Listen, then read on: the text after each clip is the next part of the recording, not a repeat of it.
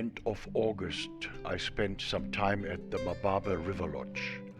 I then carried on in a westerly direction along the KHWAI River. This river forms the northern boundary of the Moremi National Park.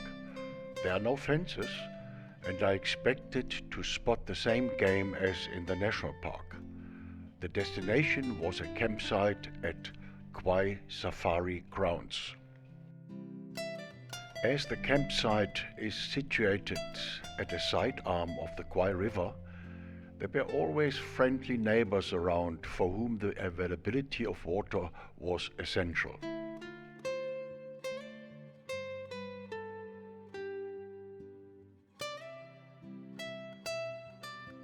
Game drives took place in the vicinity of the Mahoto campsite.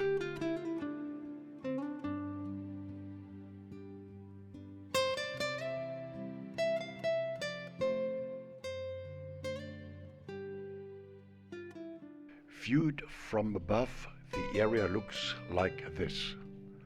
I don't own a drone and had to film the aerial shots from my small plane. For this, I had to fly all the way from South Africa to the north of Botswana.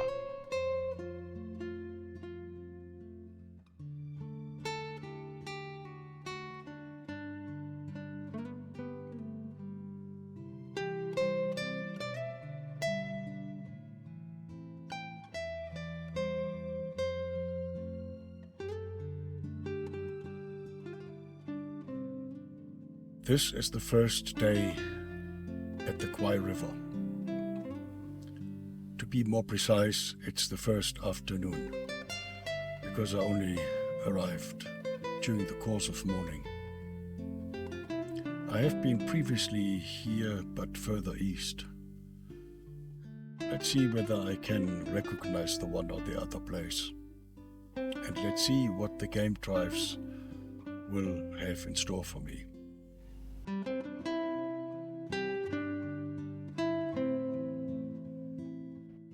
Hunters would call this an outstanding trophy. This waterbuck bull carries very attractive horns. At the water's edge, it finds juicy grass all year round.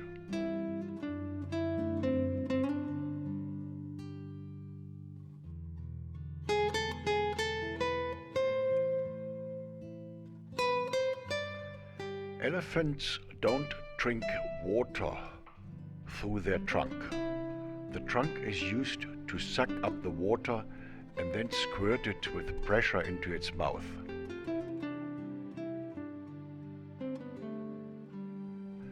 The hammerkop or hammerhead is suitably named. Its neck, the beak, and the feathers at the back of its head appear in a shape like a hammerhead.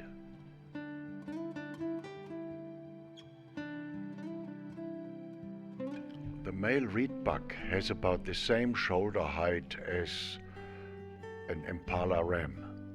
In contrast to impalas, reedbuck move around in pairs or in small groups. They are a rather scarce animal to spot. Only the buck carries horns.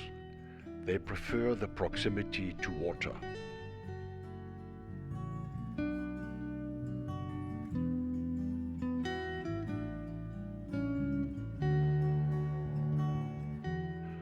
Although the plumage of the starling appears rather bland, in the right light, though, the feathers shine in a magic gloss.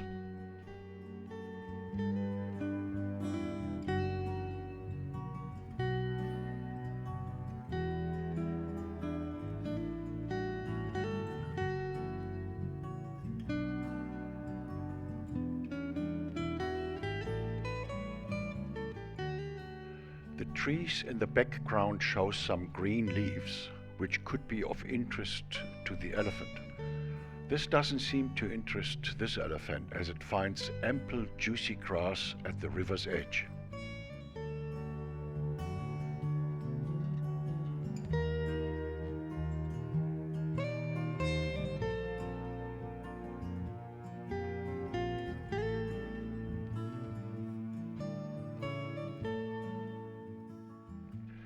Hippopotamus are grazers. During the night, they leave the water and graze in the vicinity.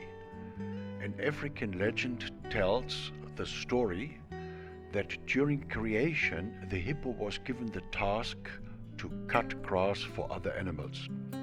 It begged the Lord to be allowed to live in the water during the day and cut the grass outside during the night.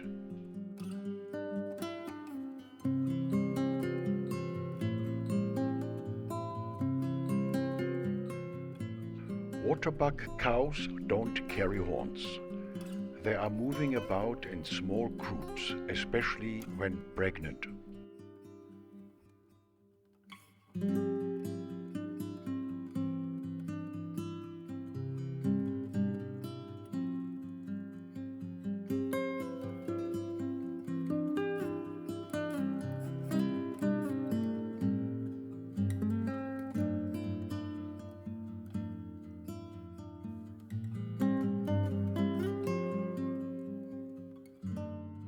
Impalas are the only ones of the smaller antelopes which form large herds.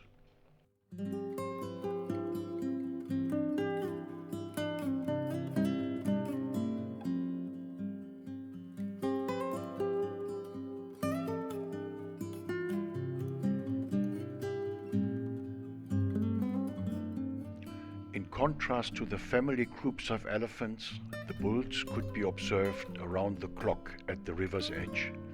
In any event, why should they waste their time with dry foliage when juicy grass was on offer near the water?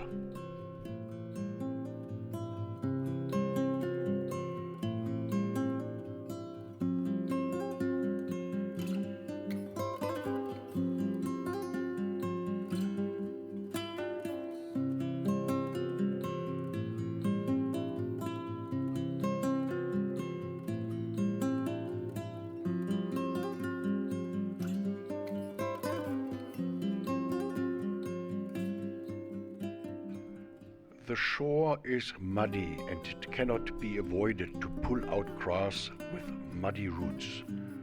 The roots will be cleared of mud in the water before put into the mouth.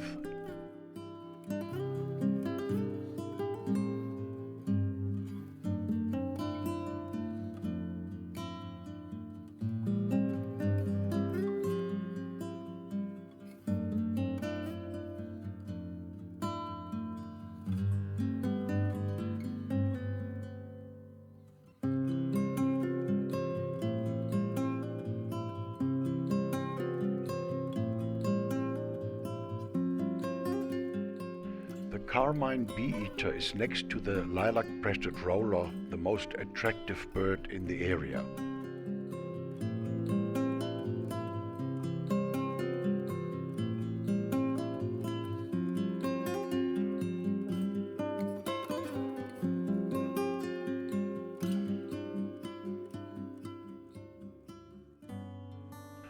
For the buffaloes, the water's edge with its juicy grass is heaven on earth.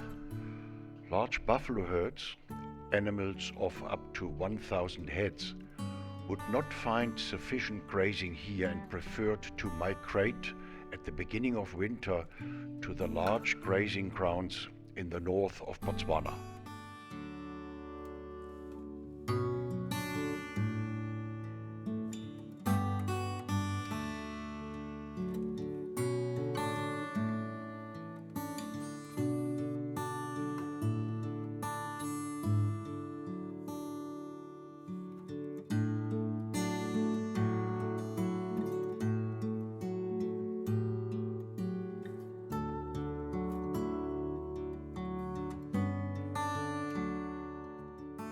One of the dwarf herons setting an ambush. The red KHWAI finds ideal conditions in this biosphere. Juicy grass in muddy surrounding at the water's edge. Their hooves are particularly wide, preventing them from sinking too deep into the mud. Red KHWAI are also good swimmers. The horns look similar to that of the waterbuck. Their shoulder height exceeds that of a male impala by approximately 10 centimeters.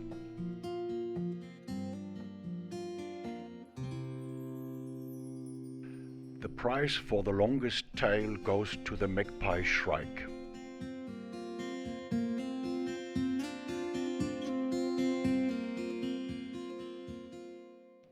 The prize for the most pointed and sharp beak goes to the African darter. With its beak it spears fish underwater before they are swallowed whole.